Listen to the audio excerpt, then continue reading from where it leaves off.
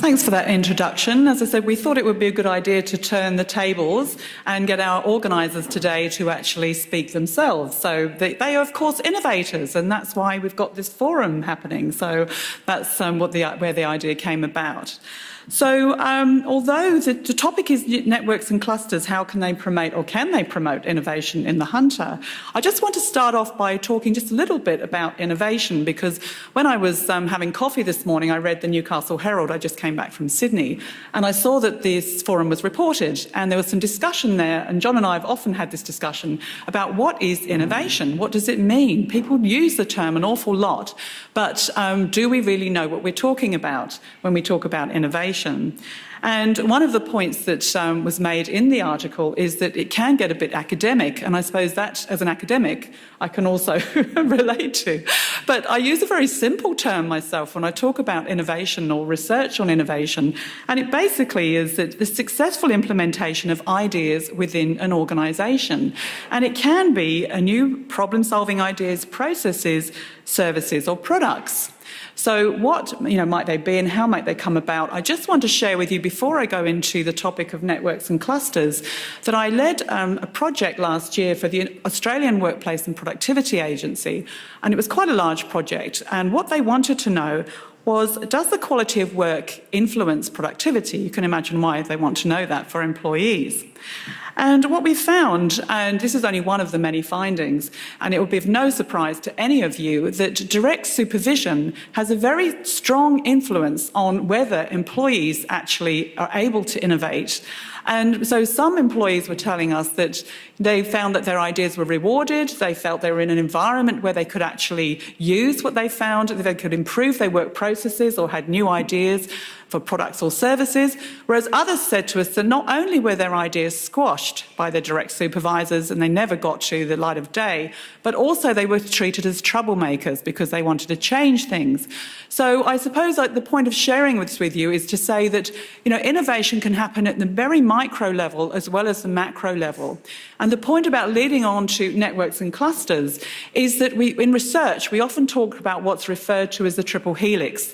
And this is a triangle, if you like, which is the firms or the industry owners themselves, government, usually local government, and universities working together to actually collaborate and bring about innovation and competitive advantage, which can occur in many cases. So not all of us, obviously, can have firms like Google, where, as you're probably aware, they have 20% free time per week. Wouldn't that be lovely to play? And out of that free time, they found all their best inventions arrive. So, for example, like Google Maps, as many of you are probably aware, was invented by the Googlers from Australia. So it's something that most of us would use on a regular basis. I know I certainly do. But what's this all got to do with industry networks and clusters? Well, my main area of research is on clusters and industry networks. Are only one area that I research in has been on knowledge sharing in industry networks and clusters, and consequently how it can lead to competitive advantage. I've hardly ever seen the word industry clusters or words used without the word innovation used alongside it.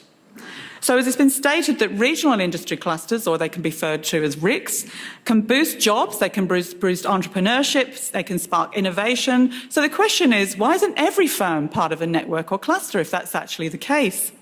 So what are the potential hard and soft benefits, or the tangibles and the intangibles, that can come about from belonging to an industry network or cluster? This is some of the points that our panel members are going to be talking about this afternoon. So evidence shows us that networks and clusters can offer us a fertile environment for SMEs to both innovate and develop linkages with large and small firms.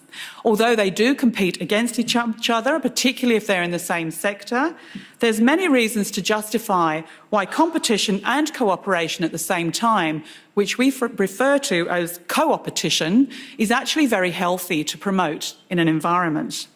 So I find it always a little ironic that we have a very global marketplace today in terms of business, but it's actually proximity to physical infrastructure and people that still matters and actually provides what we call knowledge spillovers that leads to that competitive advantage that I referred to.